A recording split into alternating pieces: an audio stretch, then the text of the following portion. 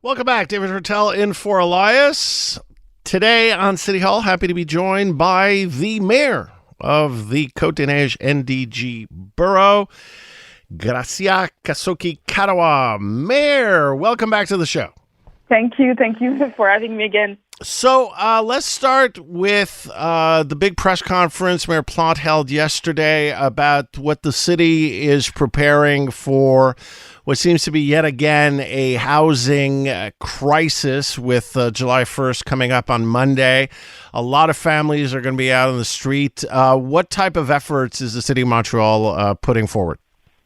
Yeah, these times are really challenging for a lot of people in Montreal. So we've been preparing for months and years, I have to say, in Côte-des-Neiges, because we're doing this for the past years as well. Mm-hmm. So we are working with tenants advocacy group, with the Tribunal du Logement, with the OMHM, with housing committee. So we've been working with all those people and the city to make sure that we have all the resources in place for the people who would need maybe to find a temporary place if they don't have a place for July 1st. The important message here is that anybody who has any difficulty regarding the moving day or after moving day, we need to call 311. And then when a call is placed there, we're going to redirect according to what the people need. We're going to redirect them to the right resource. Okay, so in terms of the situation with housing, mm-hmm. beyond what we're doing here, because when I talk to people, in nonprofit groups and mm-hmm. people who dedicate their lives to helping the homeless, we're seeing more. It's seniors, it's young families, the working poor, and it's not getting any better. Even your own City of Montreal statistics show that this weekend is going to be even doubled. The demand is going to be doubled compared to last year. So then the question shifts to affordable housing. It seems that we're not moving in the right direction on this. What measures? What's going to be done for us to next year start saying, well, it's getting a bit better. It won't be solved, obviously, but it's getting better, not worse. Mm-hmm. Clearly, it's the housing crisis. It's something that we have to work on several years, but we have like short-term and long-term solutions. So during the past couple of weeks and months, the mayor made some announcement of the different strategies that we have. So like the best house that we have is the house. The best house that we could provide is the house that we have now. Why I'm saying that is that we are putting a lot of energy in making sure that we have the housing that we have are salubre. Sorry, I don't know that term in English, but there are like clean, housing that people are living in and that they could stay in their houses. Mm-hmm. That the rent are not like going skyrocket high to make that to do that people cannot pay for their rent anymore. Mm-hmm. For example, so for that we have a registre de loyer with Vivre en Ville. Mm-hmm. So we're taking some actions to make sure that people who have a house right now that they could keep their house and that it's clean and it's healthy to live in, Mm-hmm. And with that, we're working on more long-term solutions where we encourage and work with promoters to build more affordable housing and housing that are like out of the market, as we say. So we work with non-profit organizations and we help them close their budget regarding projects of new affordable housing. So this is more like medium-term and long-term solution. So we need to act now and we need also to think about the long-term. Okay, I have to move on now to Terrebonne Street in your borough. Yes. It's a very controversial, sore topic with a lot of residents. This morning, front page of the Gazette, Terrebonne bike lane plans spark parental concerns. I'm just going to quote from the article.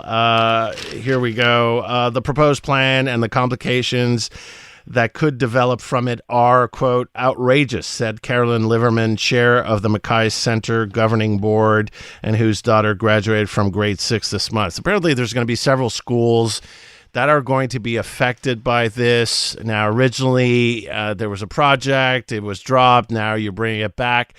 There seems to be a lot of resident uproar around this. What's your response to this morning's story in the Gazette? Yeah, so the Terrebonne reconfiguration, it's a discussion that's been going on for 5 years now. And the new configuration is being done as we speak. It started on June 24th. So when we came in, the discussion started in the previous administration. When we came in, we did an extensive study to understand how, people use that street. And the expert gave us the recommendation of that new configuration that we proposed to the citizen on October 30th. 2023, and now we're doing the reconfiguration in June 2020. June this year. So what we did in that time is that we had, information session with the citizens, where for more than 3 hours, our experts at the borough answered people questions. I've answered near 1,000 emails from people. We did door to door. We met with the schools, sometimes several times.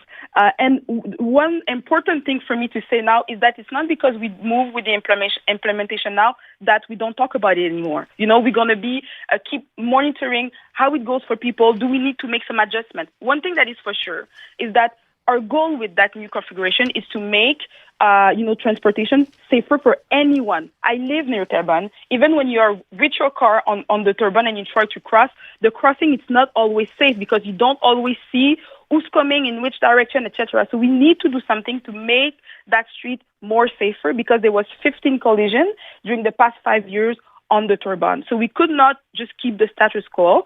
So we did that new configuration, but we're going to keep monitoring. If people have some question and concern, they could send us a message. They could always write to 311. We're going to be there. If there's anyone who needs to meet with us, we're here. We're not going anywhere, and we're going to make sure that we monitor how people are using that new configuration of the street. Our role is really to make sure that we're able to implement the changes, but that we accompany the people in those changes. I know it's not easy, but we're here, and we're here to listen and to see if there's stuff that we could change if it's necessary. Then, am I hearing that on the concerns revolving around schools and parents being able to drop off their kids, you're open to an accommodation? First of all, we need to know that we've been for the past 8 months talking with the schools already. There's no drop-off that was removed. None. All the drop-off section stayed. Even the one at the Mackay school, actually, we changed the place of the drop-off, and it's actually closer to the door for the parents. And we've had several discussions with the MICA leadership about what we could do. And yes, like if there's anything when we implement it, if there's any proposition that people are making that works with our experts and our services, of course we're going to move forward with it. We did a first proposal in October 2023. There was some concern about the west end of the Terrebonne Street and our proposition. So we modified it. So we are open to it. The thing that I will not move on is that this street needs to be safer for pedestrians, cyclists, and automobilists. And so we need that configuration. It's going to become one way. It's going to become more safer for everyone. But if there's some tweak that needs to be made, of course I'm open to it. The thing is that we want, to accompany the people in the change, and we need to be open to make some tweaks if it's necessary. So, but anyway, I'm sure you've read the article in the Gazette this morning. There are several people representing schools and residents that don't feel heard. Are you saying they're completely wrong and off the track here? No, not at all. The change is not easy for anyone, but I could imagine that for a parent that, is having a kid that lives with disability, I understand that change could be even more stressful, and I didn't learn that in the Gazette article. I've been answering emails of people for 8 months now about the Terrebonne, so I knew that there was that concern. So that's why we spoke with the schools for 8 months. Did the school have the discussion with the parents? Do we need more discussion with me? I'm really open for that. And really, it's to make the street safer for the most vulnerable of the street. So when we say that the street is going to become one way, it becomes safer for the vulnerable people to use that street. It's really for the most vulnerable that we're doing this. So I understand that it's stressful because it's a change. But I'm here to listen and see what can be done to change it. But asking me to keep the street like this... Well, that's not what I'm suggesting. Nobody's saying that. It's not possible. Nobody's saying that. You keep repeating if people are telling me to keep the street as is. That's not what I'm suggesting here. I'm telling you that based on, so it has not, so you're talking about something that I never brought up in the entire conversation. You're talking about people supposedly not wanting a new configuration. That's not my point. The point I'm bringing forward to you, Mayor, is the fact that the Mackay Center and other residents don't feel that their concerns are being heard. So are you willing to meet with the Mackay Center? And when I said, are you willing to meet with the Mackay Center? That's my question.